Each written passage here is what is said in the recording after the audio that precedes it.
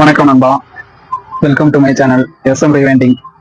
இன்னைக்கு வீடியோல நம்ம எதை பத்தி பார்க்க போறோம்னா இண்டக்ஷன் ஸ்டவ் தான் பார்க்க போறோம். இந்த அடுப்பு என்ன கம்ப்ளைண்ட்னு பார்த்தோம்னா, இந்த மாதிரி பட்டனை அமுக்கும் போது அடுப்புல எந்த ரியாக்ஷன் இல்லை, அடுப்பு வந்து ஆன் ஆகலை. இதுக்கு என்ன காரணம்னு பார்த்தா இந்த பட்டன் தான் போயிருக்கு. இதை தான் இப்போ நம்ம மாற்ற போறோம். வாங்க எப்படி மாத்தன்னு பார்க்கலாம்.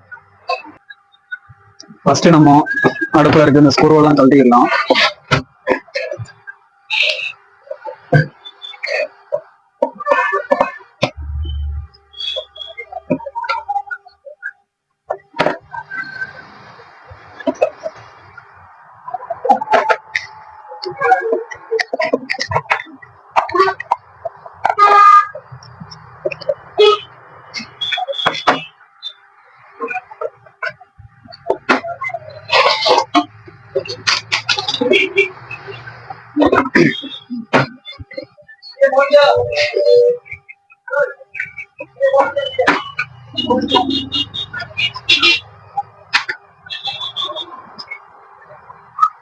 இப்ப பார்த்தோம்னா இந்த அடுப்புல இந்த போர்டு எல்லாம் வேற எங்கேயும் கம்ப்ளைண்ட் கிடையாது.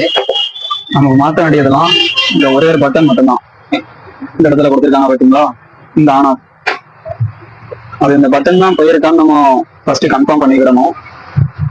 அதுக்கு நம்ம என்ன பண்ணணும்னா,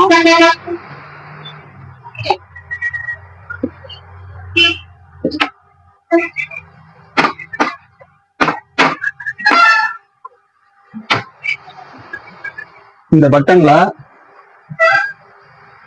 இந்த இந்த இடமும் பாத்தீங்களா, அதாவது இந்த முக்கும் இது ரெண்டையும் இந்த மாதிரி ஏதாவது ஒரு இரும்புல டச் பண்ணணும்.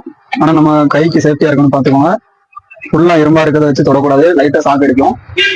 இதை வச்சு இந்த முக்கும் இப்படி டச் பண்ணோம்னா அடுப்பு ஆன் ஆயிரும். அப்படி ஆன் ஆயிடுச்சுன்னா இந்த பட்டன் தான் கம்ப்ளைண்ட். ஆன் ஆகலன்னா உள்ள ஏதாவது கம்ப்ளைண்டா இருக்கலாம். ஃபர்ஸ்ட் நம்ம பட்டன் தான் கன்ஃபார்ம் பண்ணிக்கிறோம்.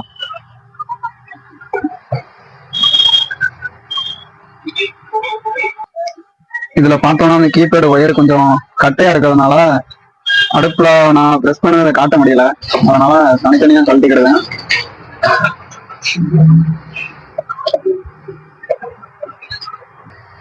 இப்ப பார்த்தோம்னா நம்ம கீபேட தனியா கழட்டியாச்சு. இப்ப பாத்தீங்கன்னா உங்களுக்கு ஈஸியா தெரியும் நினைக்கிறேன். இதுதான் பார்த்தோம்னா அந்த ஆன் ஆஃப் சுவிட்ச். இதை நான் இப்ப டச் பண்ணி காமிக்கேன், இப்படின்னு பாருங்க.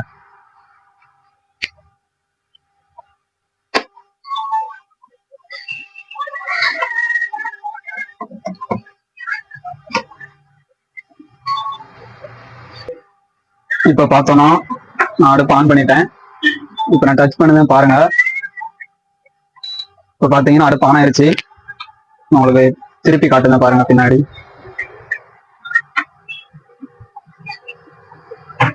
பாத்தீங்கன்னா தெரியும் அடுப்பு ஆன் ஆயிடுச்சு. அப்போ கன்ஃபார்மா அந்த பட்டன் தான் கம்ப்ளைண்ட். வாங்க அந்த பட்டனை மாத்திடுவோம். ஒரு ப்ராப்பரான சால்டரிங் பண்ணுறதுக்கு நம்மளுக்கு என்னெல்லாம் தேவைன்னு பார்த்தீங்கன்னா, இந்த மாதிரி ஒரு பேஸ்ட்டு, அதுக்கப்புறம் ஈயம், நம்ம பல் தேய்க்க ஒரு ப்ரஷ்ஷு, தின்னர் எடுத்துக்கோங்க. அதுக்கப்புறம் நம்ம இந்த ஈயத்தை எடுக்கிறதுக்கு வந்து தனியாக கடையில் விற்பாங்க. நான் அது வாங்கலை. அதை விட எனக்கு இந்த பட்டை வயர் கொஞ்சம் நல்லா இருக்கும். இந்த மாதிரி 9 கலர்ல வரும். இந்த பட்டை வயரை எடுத்துக்கிட்டு நம்ம எப்படி அந்த போர்டில் இருக்க ஈயத்தை ஃபர்ஸ்ட் எடுக்கலாம்னு பார்க்கலாம். சில பேர் வந்து பட்டனை அப்படியே அழுத்தி பிடிச்சிட்டு ஈயத்தை எடுக்காமையே பட்டனை மட்டும் பிச்சு எடுப்பாங்க. அந்த மாதிரி எடுக்கக்கூடாது. முக்கியமா அந்த போர்டில் இருக்க இந்த பிரிண்ட் இருக்கு பார்த்தீங்களா, இந்த பிரிண்ட் லைன் இது எதுவுமே டேமேஜ் ஆகக்கூடாது. அதுக்கப்புறம் நம்ம பற்ற வச்ச ஈயம் வந்து இந்த பட்டன்ல இல்லைன்னா இதுக்கும் எந்த ஜாயிண்ட் ஆயிடக்கூடாது. அப்படி ஆயிடுச்சுன்னா அடுப்புல ஏதாவது கம்ப்ளைண்ட் வரும். இப்போ ஃபர்ஸ்ட் இந்த பேஸ்ட் எடுத்து இந்த பட்டன் மேல போட்டுக்கலாம். போட்டுட்டு இந்த பட்டை வயரையும் கொஞ்சம் ஈயத்துல அந்த மாதிரி முக்கிக்கோங்க. பேஸ்ட்ல முக்கிட்டு சால்டரிங் வச்சு இந்த மாதிரி மெதுவா எடுத்தீங்கன்னா ஈயெல்லாம் வயர்ல ஊத்திக்கலாம். பாருங்க எவ்வளவு ஈஸியா ஒட்டுதுன்னு. நம்ம இதுன்னு இல்லை, நம்ம எந்த ஒரு போர்டா இருந்தாலும் இந்த மாதிரி தான் ஈயத்தை எடுக்கணும். ஃபர்ஸ்ட் இருந்து இந்த மாதிரி எடுத்து பழகணும்னா உங்களுக்கு அது ஒரு பழக்கம் ஆகி எல்லா போர்ட்லயும் நீங்க டேமேஜ் ஆகாம இதே மாதிரி எடுக்கணும். நம்ம கையை வச்சு இப்படி பிச்சு ஒரு கேட்டு கொடுத்துட்டு இப்படி இழுத்து எடுத்தோம்னா அது போர்டு தான் டேமேஜ் ஆகும். அதனால இந்த மாதிரி எடுங்க.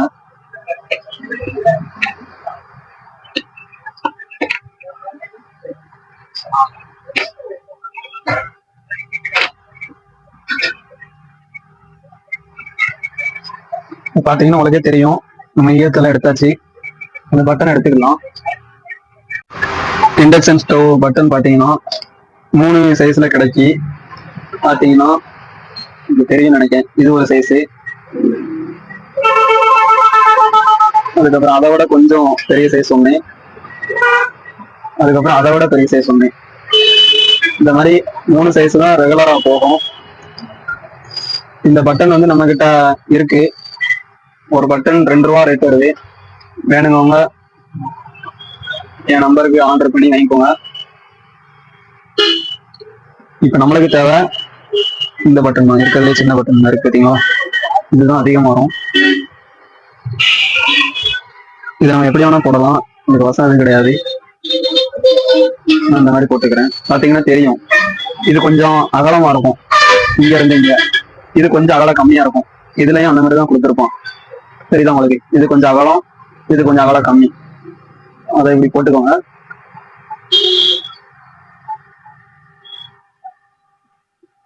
போட்டுட்டு அதே மாதிரிதான் நம்ம எப்படி எடுத்தோமோ அதே மாதிரி கொஞ்சம் பேஸ்ட் அப்ளை பண்ணிட்டு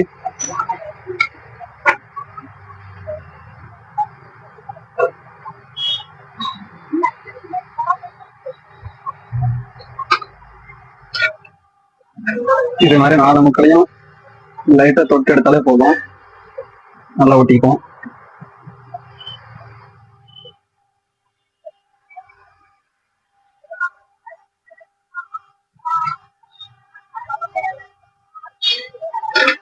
சால்டர் பண்ணதுக்கு அப்புறம்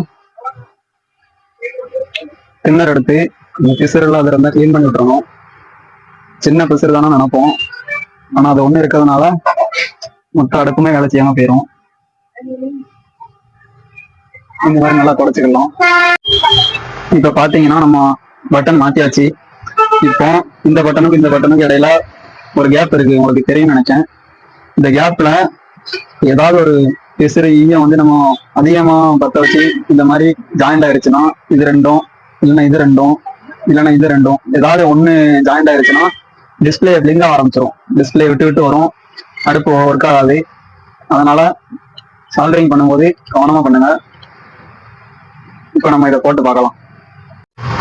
இப்போ நம்ம எடுத்த மாதிரியே இந்த போர்டு இதில் வச்சு மாட்டிட்டு அடுப்பு நல்லா தான் இருக்கா, வேற ஏதாவது எரர் எது வருதா, கம்ப்ளைண்ட் எது இருக்கான்னு போட்டு பார்க்கலாம். ஸ்க்ரூவை மாட்டிக்கிறேன், அடுப்பை போட்டு பார்க்கலாம்.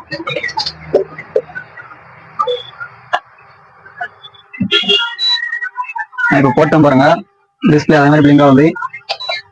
இப்போ அடுப்பு ஆன் ஆயிடுச்சு. ஹீட் ஆகுது உங்களுக்கே தெரியும். நீங்க எந்த இண்டக்ஷனை சர்வீஸ் பண்ணாலும் சரி, ஒரு 5 நிமிஷம் அதை போட்டு பாருங்க. ஏன்னா 5 நிமிஷம் கழிச்சுதான் ஏதாவது எரர் இருந்துச்சுன்னா அதில் காமிக்கும். நீங்க பார்த்த உடனே கரெக்டா இருக்குன்ட்டு எந்த கஸ்டமர்கிட்டையும் கொடுத்துடக்கூடாது. ஒரு 5 நிமிஷமா ஓட்டி பார்க்கணும். முக்கியமா ஃபேன் ஓடுதாங்கிறத எல்லா இண்டக்ஷன்லயும் செக் பண்ணிருங்க, இல்லைன்னா போயிட்டு ரிட்டர்ன் வந்துடும். ஒரு 5 நிமிஷம் ஓடவும் ஹீட்டாக ஆரம்பிக்கவும் அந்த ஹீட்டை ஃபேன் வழியா வெளியே தள்ள முடியலன்னா ஐஜிபிடி ஓவரா ஹீட் ஆகி எரர் காட்ட ஆரம்பிச்சிடும். அதனால அதை செக் பண்ணிக்கோங்க.